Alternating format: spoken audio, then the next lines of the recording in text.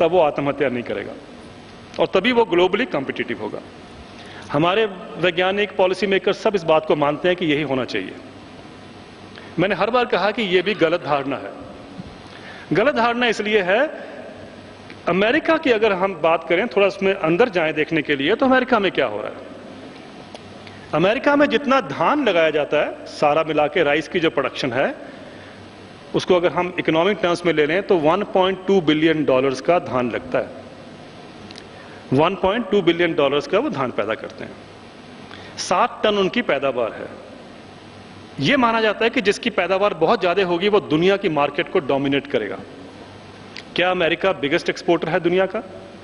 सबसे जो बड़ा एक्सपोर्टर है, निर्यातक है धान का, चावल का, वो है थाईलैंड, जिसकी पैदावार भारत से भी कम है। वो 2.8 पे है, हम 3 टन पे हैं। यानी इसका प्रोडक्शन का, प्रोडक्टिविटी का कोई रिलेशन नहीं है आपके एक्सपोर्ट्स पे। दूसरी बात है कि अगर वो किसान इतनी प्रोडक्शन प्रोडक्टिविटी करता है तो किसान खुशहाल होना चाहिए। लेकिन ये जो नहीं बताया जाता वो ये है कि $1.2 बिलियन की तो उनकी पैदावार है और किसानों को सब्सिडी मिलती है $1.4 बिलियन की। यानी $1.4 बिलियन आप किसान को सीधा देते हैं to produce a crop of $1.2 billion. और यही एक कारण है कि अमेरिका की इकोनॉमी जो है आजकल डोलड्रम में है। उसमें बहुत से कारण हैं, उसमें एक ये भी है। एक कपास के किसान हमारे देश के कहते हैं कि साहब ये जब बाजार खुल जाएगा तो हमें फायदा होगा और ये इंटरनेशनल प्राइसेस जो हैं इसको देखने की जरूरत है। कॉटन की हम बात करें, सबसे ज्यादा एरिया तो भारत में है, प्रोडक्टिविटी फिर हमारी कम है। तो हम ये कहते हैं कि प्रोडक्टिविटी, पैदावार बढ़ाएगा किसान तो उसको ग्लोबली compete कर पाएगा। अमेरिका में 20,000 कॉटन के किसान हैं। 20,000 कॉटन के जो किसान हैं, कपास के खेती करते हैं, उनको टोटल जो पैदावार करते हैं साल में, उसको इकोनॉमिक टर्म्स में $3.9 बिलियन की वो कपास पैदा करते हैं। $3.9 बिलियन, तकरीबन $4 बिलियन की कपास पैदा करते हैं। उनको सरकार सब्सिडी देती है $4.7 billion to produce a crop of $4 billion. मेरा यह मानना है कि अगर हमारे देश का किसान भी अमेरिका के किसान से compete कर सकता है, लेकिन वो तब जीवित रहेगा जब उसको उतनी सब्सिडी मिलेगी जैसे अमेरिका में दी जाती है। हमारे देश में सब्सिडी कौन देगा किसान को?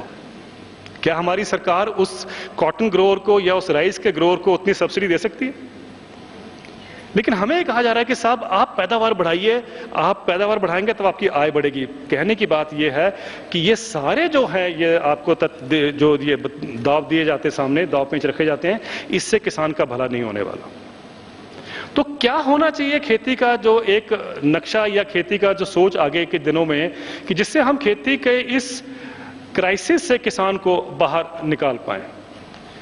मुझे लगता है कि शायद जैसे आज भी एग्रीकल्चर ग्रुप ने इस पर बहुत डिस्कशन किया और बहुत सी अच्छी बातें भी सामने आई हैं, लेकिन पॉलिसी लेवल पे हम क्या कर सकते हैं, नीति निर्धारण के समय पे क्या कर सकते हैं।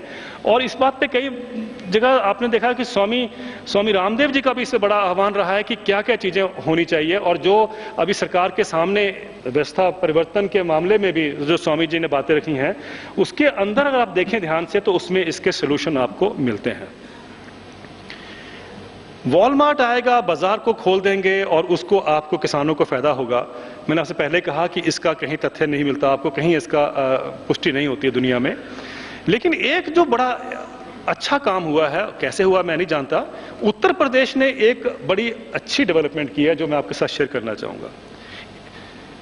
जो उन्होंने एक मतलब डाइकोटमी है उत्तर प्रदेश में, एक तरफ तो उन्होंने ऐसा कदम लिया है जो कि खेती के लिए, किसानों के लिए बहुत हानिकारक है, दूसरा कदम उन्होंने ऐसा लिया जो किसानों के लिए बहुत फायदेमंद भी है। अब ये कैसे होता है इस देश में, ये आप सब जानते हैं।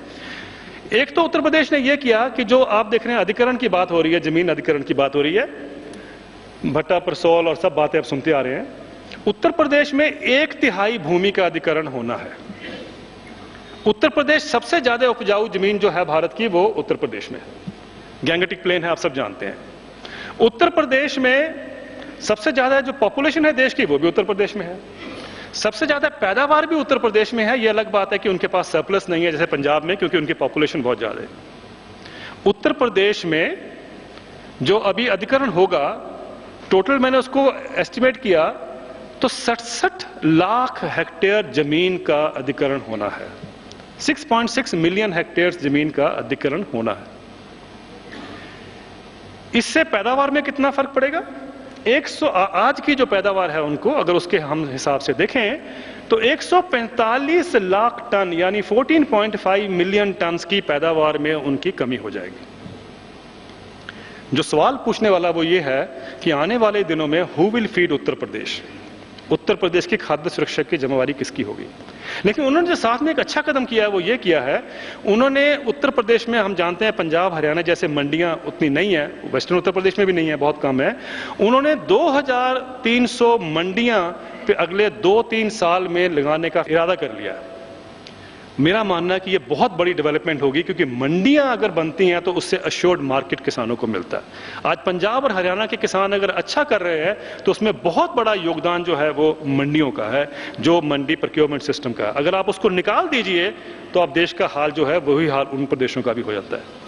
तो ये पंजाब में जो डेवलपमेंट हुई है जिसको हम शायद नहीं देख पा रहे हैं, मेरा मानना है कि ये मंडियों का गठन जो है ये बहुत इंपॉर्टेंट है। क्योंकि जब तक, किसी ने कहा कल कि दाल, हमारी तूर की दाल का 35 रुपए किलो उसका प्राइस है लेकिन हमें मिलता 30 रुपए, वो इसलिए मिलता है कि ना उसकी मंडी है खरीदारी की, ना कोई खरीदने वाला है।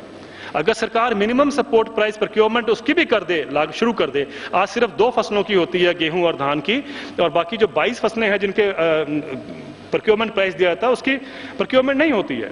अगर उसकी भी प्रोक्योरमेंट शुरू हो जाए तो मेरा मानना है कि हमारी पैदावार जो है एक सस्टेन्ड वे में बढ़ सकती है। करने की जरूरत क्या है? एक देश को एक तो पैदावार बढ़ाने की जरूरत है और सबसे ज्यादा किसान की आय बढ़ाने की जरूरत है। और यही स्वामी जी ने कहा था अपने उसमें कि आज देश को जो जरूरत है वो हमें समझना है इस बात को, आज जो देश को जरूरत है, किसानों के लिए भी एक इनकम कमीशन का गठन होना चाहिए। और ये इनकम कमीशन का गठन बहुत जरूरी है। किसानों को भी, हमारे किसान नेता हैं, संगठन, उनको समझने की जरूरत है। ये क्यों मैं ऐसे कह रहा हूं? क्योंकि